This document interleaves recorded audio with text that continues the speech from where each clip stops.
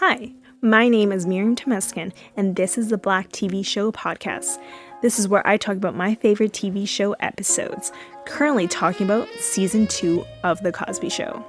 Welcome back to the podcast. This is episode 32, The Cosby Show season 2, episode 9, Clair's Sister. This episode aired November 21st, 1985. So we start off, we're in a diner. This is the first time we've seen this set. And we see Clair is just sitting there waiting. She's looking at her clock or her watch and being like, what's going on? And there's a guy behind her that's staring at her and smiling. And so she turns around because clearly she just knows that there's that energy behind her. And she turns around and the guy smiles at her. And then she turns back right away. She's like, I can't believe he looked at me. And then Clair's sister comes in. Her name is Sarah. This is the first time we're meeting her in this episode or in the series. We're going to see her one more time and that's it, which is very weird to me because I'm like, when they showcase the family more, the sibling, well, it's only Claire that has a sibling, but wouldn't they showcase her more? I don't know. But so she comes in and says hi to Claire, and Claire asked her, is there any reason why she picked this place for lunch? And Sarah says, oh, it's because they have great food. And Claire says good because there's some men that look very hungry. And Sarah was like, oh, who are you talking about? And Claire says that there was a man behind her that's been staring at her this whole time. And so Sarah looks and sees, he has a friend. And Claire was like, there's two of them? And so they both turn around and both of them are smiling at them. And Sarah was like, this never happens when I'm alone. This has to be because my big sister is here. And Claire was like, yeah, you're probably right. And so then Sarah tells Claire her big news, which is she decided to get married with Gavin. And the waitress comes and interrupts their conversation and says that the man at the bar wants to buy them a drink. And Claire was like, we cannot accept. Thank you, but we can't accept. And Sarah was like, oh, good move. We need for them to do better. And Claire was like, stop. No. Let's go back to the conversation. And so Sarah and Gavin went to a Chinese restaurant, and he had a grin on his face, and the waiter came with one fortune cookie, and he told me to open the fortune cookie. So Sarah opened the fortune cookie, and it says, the way to true happiness is to marry Garvin. And Claire was like, damn, go Garvin, And they get interrupted again during this conversation by the actual men that were at the bar. And so the men asked, since you didn't want any drinks, do you want to have lunch together?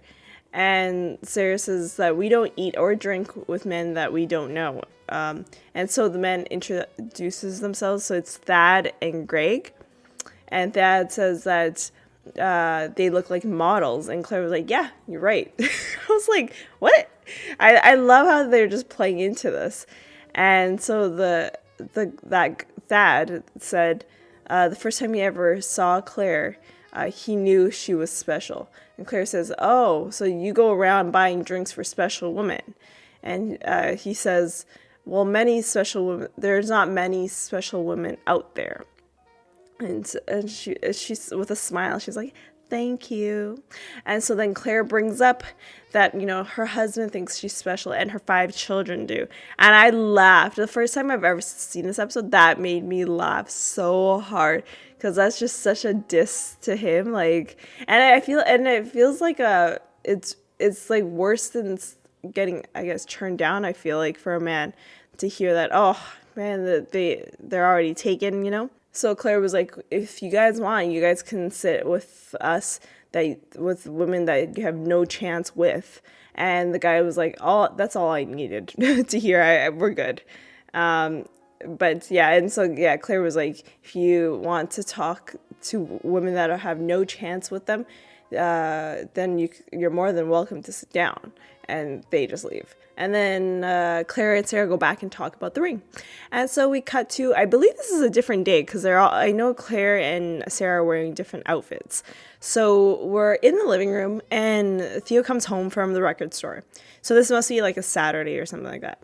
and he comes home with a record that costs $7.88. Cliff asked how much it was, and he said it was $7.88. And Cliff asked Theo, how much did I give you? And he says $10. And Cliff has his hands out waiting for the change, and Theo slaps it like, I don't know how to explain it, but like, you clap, but you like high five basically. And Cliff was like, no, that is not what I wanted. I want my change, And Theo was like, change? And then Cliff was like, yeah, change. Like, what are you talking about? If it was $7.88, then there's change. And Theo says he didn't know that he wanted the change back. And Cliff asks, like, since when does I give out $3 bonus for borrowing $7? And so then Theo gives the change to Cliff. And then Theo asks, why is Cliff setting up the chessboard? So right when the scene started, you could see Cliff was setting up a chessboard. And so Cliff says it's for Grandpa Al. So Grandpa Al is Claire's father. This is going to be our first time meeting him. And so Theo says, then shouldn't you put it away? And the reason why is because Al always wins. So what's the point of playing the game? And Cliff says, no, I'm going to bet that Al will lose this time, And so Theo's like, how? And so Cliff tells Theo the tactics that Al gives during the game. So usually he starts off with saying, your buzzer meet, and then that usually gets Cliff upset. And then every time Cliff makes a move, Al makes the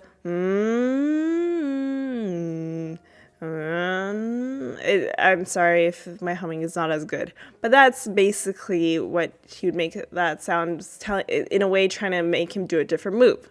And then when Cliff is about to go for the big move, Al asks if he can have something to drink.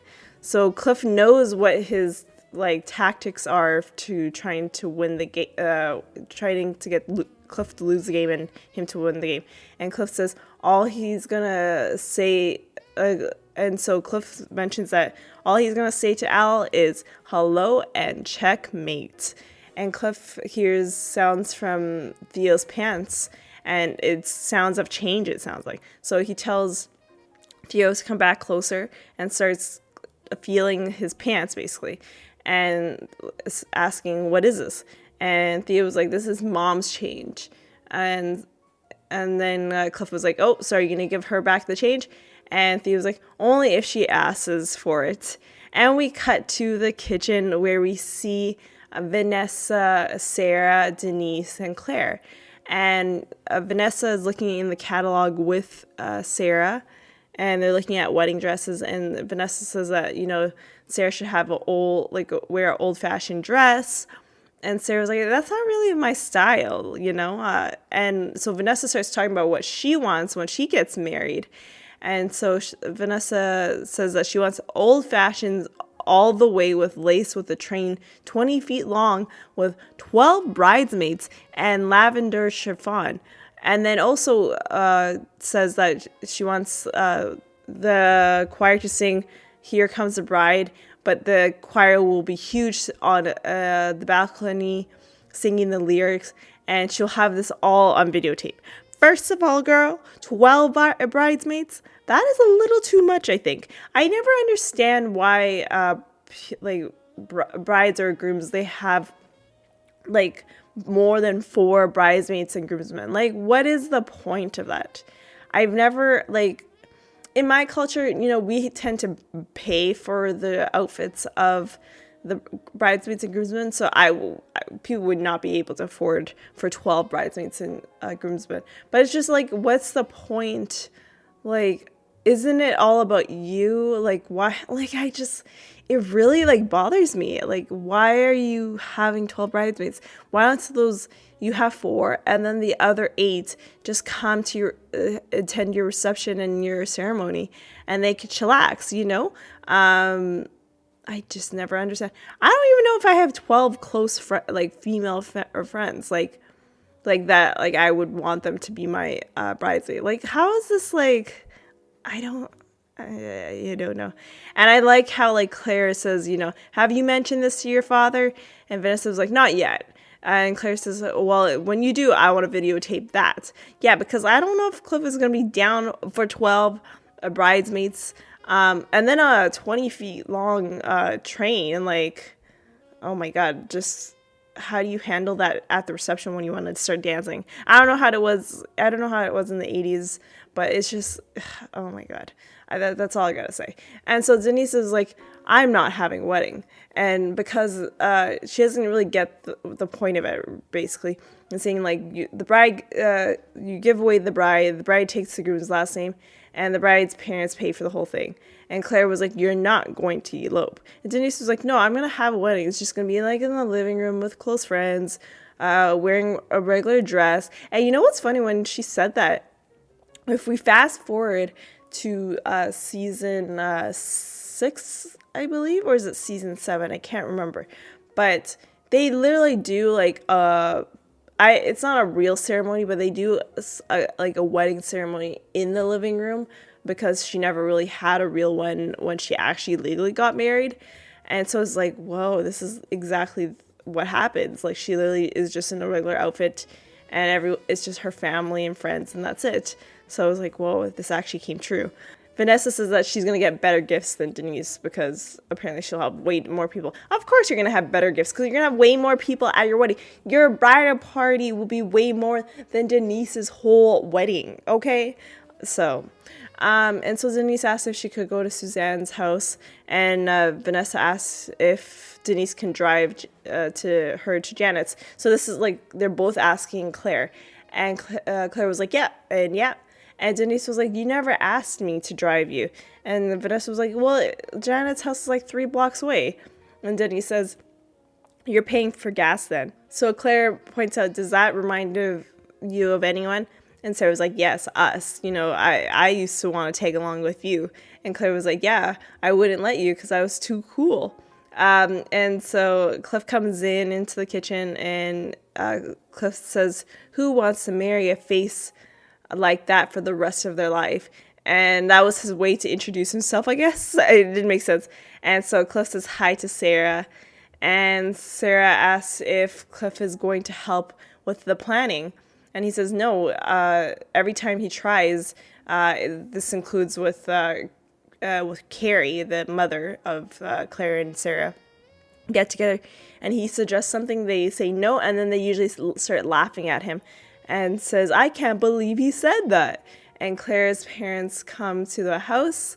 So the doorbell rings, and it's Claire's parents. So it's Al and Carrie. And Al comes in, and, he says, I don't know if I want Sarah to get married. I already lost one daughter, and he doesn't want to lose another daughter. And Cliff was like, you can have Claire back. And Al was like, anytime. And so Carrie says, oh, we got a wedding to plan, ladies. Let's go to the kitchen.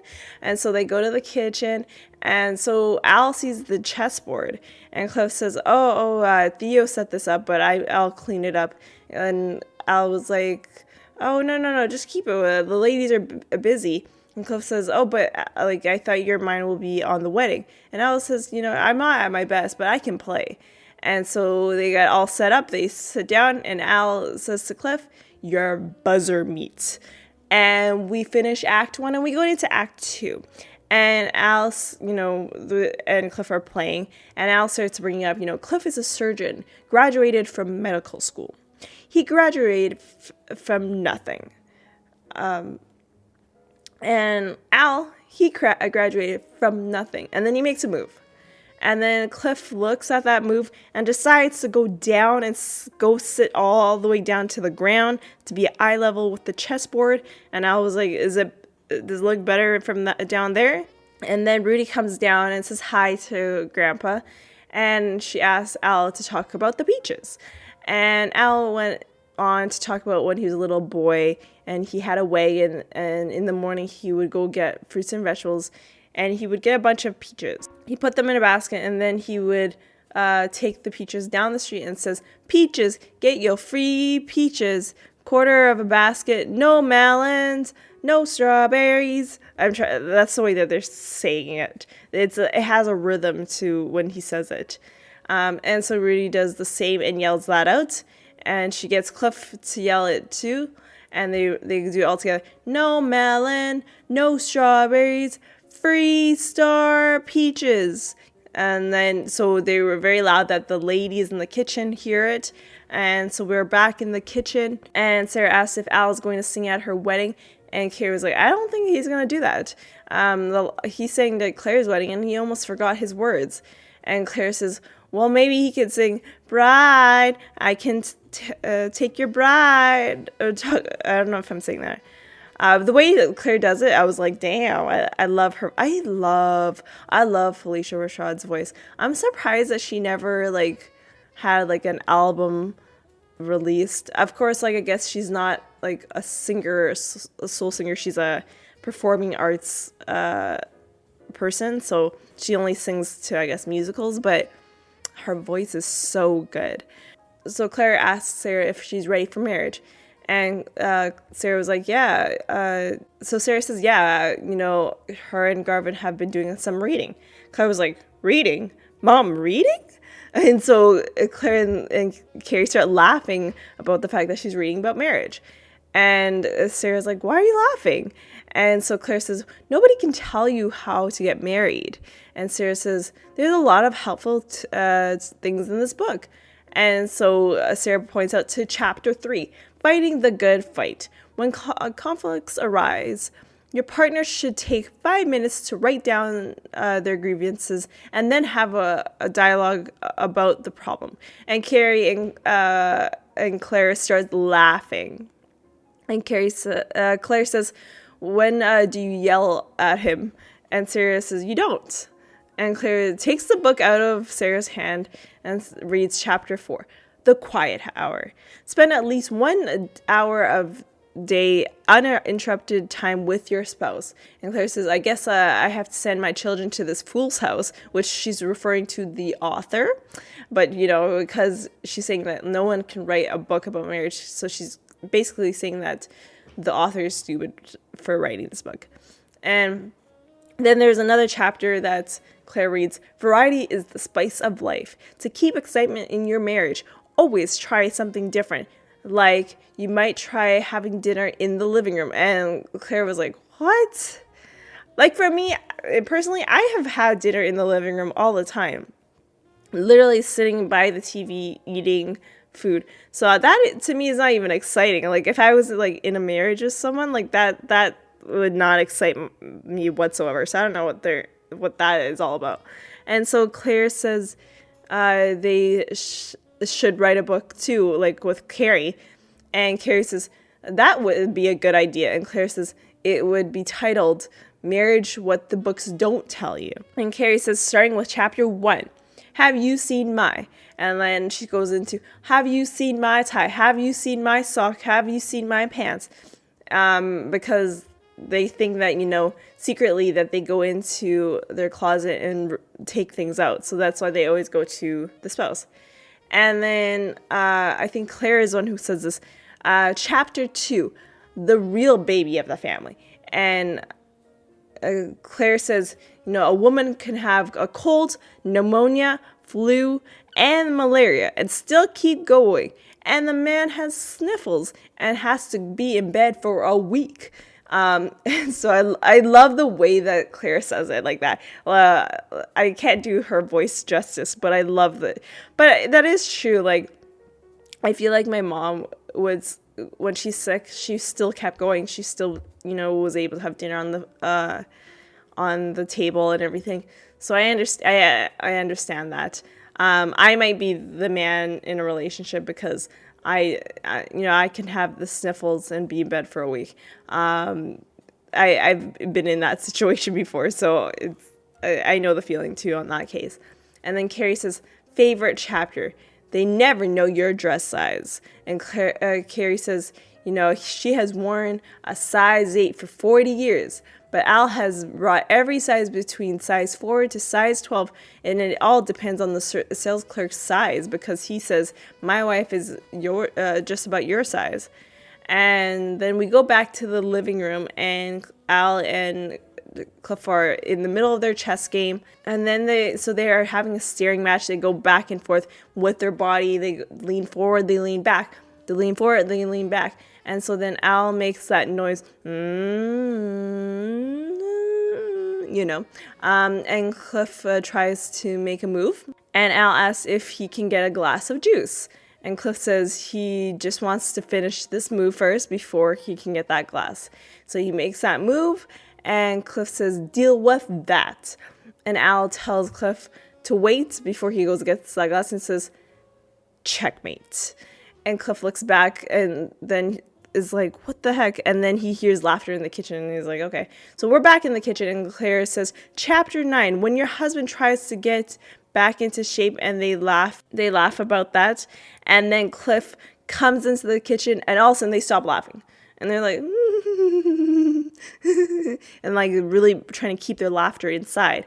And Cliff knows that there's something going on, and like all three of the ladies are staring at him and be like, oh man, my laughs are weird. And then Cliff asks, like, how's the wedding plans progressing? Claire is like, fine. And so Cliff leaves, and they burst out laughing. And Al was like, what's going on in there? And Cliff was like, they're laughing at us. Cliff tells Al to go inside. They're laughing at us. So the ladies stop laughing when Al goes into the kitchen. And Carrie's like, what are you looking for? And Al was like, I'm just going to look for what I'm looking for. And he finds a flashlight, and then he leaves the kitchen. And Al says, you're right, because they start laughing again once he leaves the kitchen. We hear the doorbell ring, and it's Gavin, who is the one that's marrying Sarah. And he comes into the house, and Cliff makes him go straight to the kitchen. And like Gavin's like, where am I going? To the kitchen. You just got to go to the kitchen. And Cliff waits, and then all the ladies just stop laughing again. And so Cliff goes back to the couch and talks to Al. Al says he thinks Gavin is a good guy, and he's going to be buzzer meat also.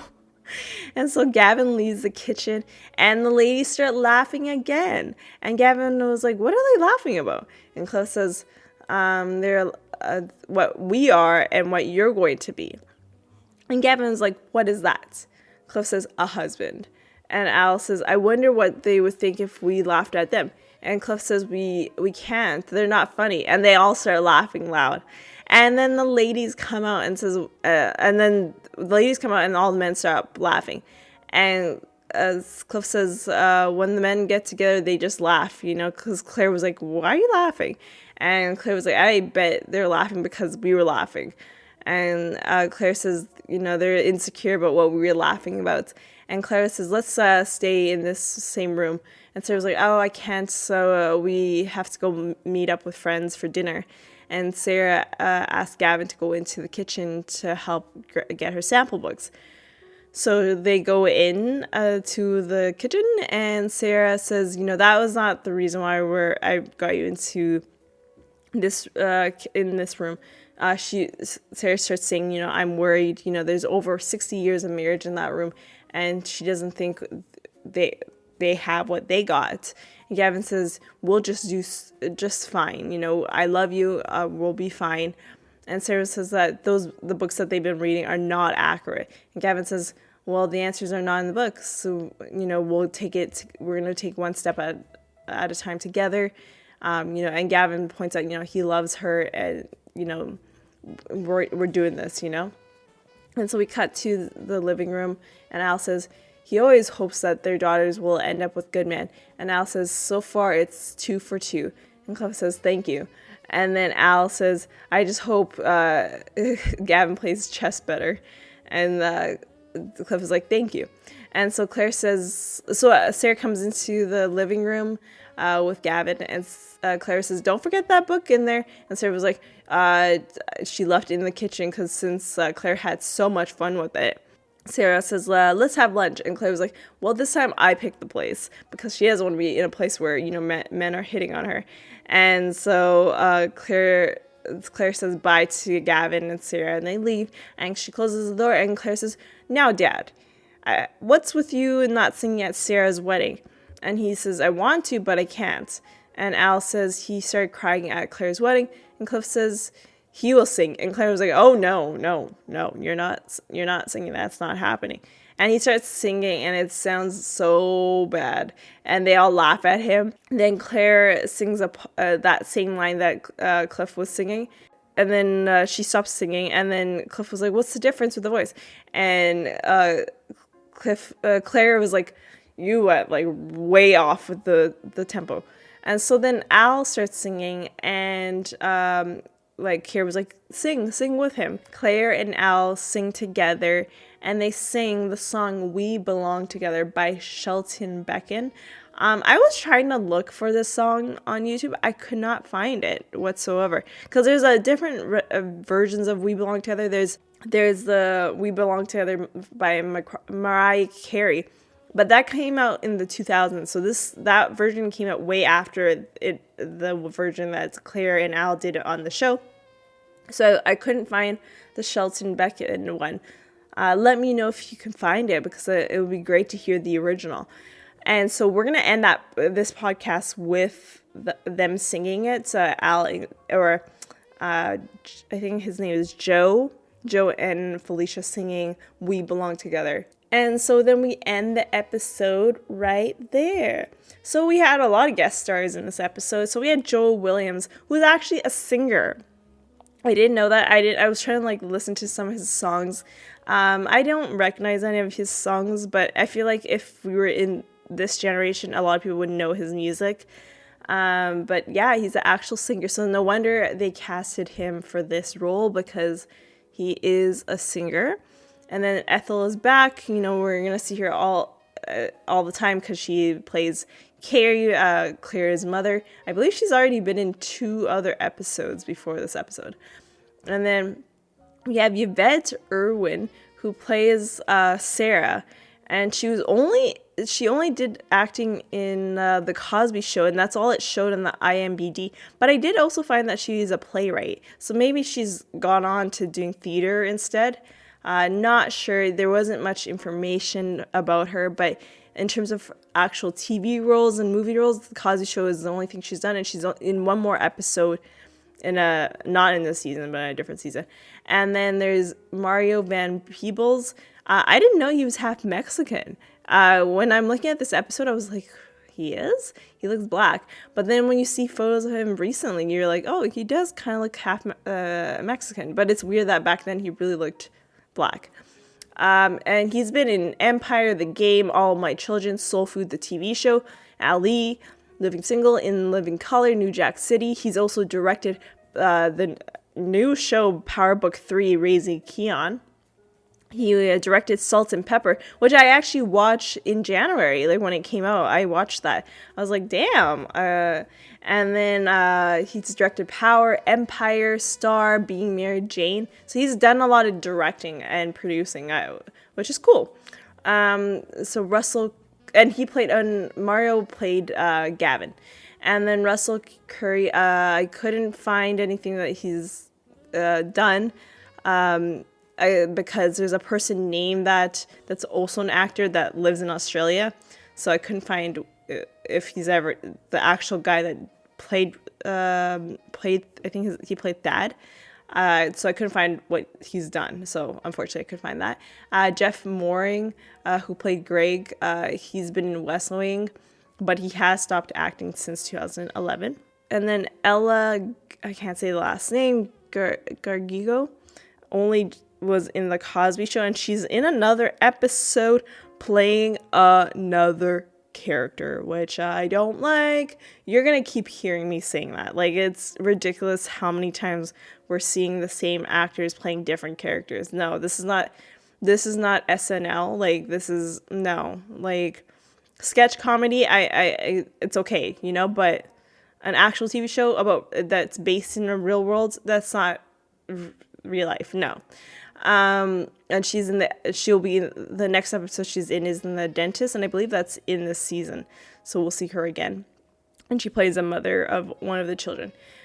So the lesson from this episode is you can't learn about marriage from a book. You just have to take one day at a time to have a successful marriage. This question is for the married people out there. Did you read a book about marriage before you got married, or did you just jumped into it? Let me know using the hashtag Claire's Sister at Black TV Shows Pod. The next episode is episode 33. For the Cosby Show will be season 2, episode 10, Claire's Toe. And you know what's crazy is I'm actually watching season 2 on my DVD because I have this DVD, might as well use it. And it's actually reversed where the next episode is supposed to be Denise's friend, but because on my DVD it's going based on production number and not what the air date is, I'm gonna have to go backwards and go to Claire's Toe first, and then we're gonna go into Denise's friend because that's how it aired. So, and as I said, I'm going by the air dates. If you're watching this on Amazon Prime, make sure you're going in the same order that I am, because it might be going in the order of production number and not the air date. So just so you know. So next episode will be episode 10, Claire's Toe. I will see you all on the next one, and we're going to end this podcast off with Phylicia and Joe singing We Belong Together. See you on the next one. We belong together. Say it with him, Claire. Come on, Claire. We belong together. Just you, just me, the world to see. We belong together, you and me, forever throughout all time. You'll still be mine. 'Cause you came into my life and made it sweet and so complete. You'll be my love. You'll be my joy forever. Together.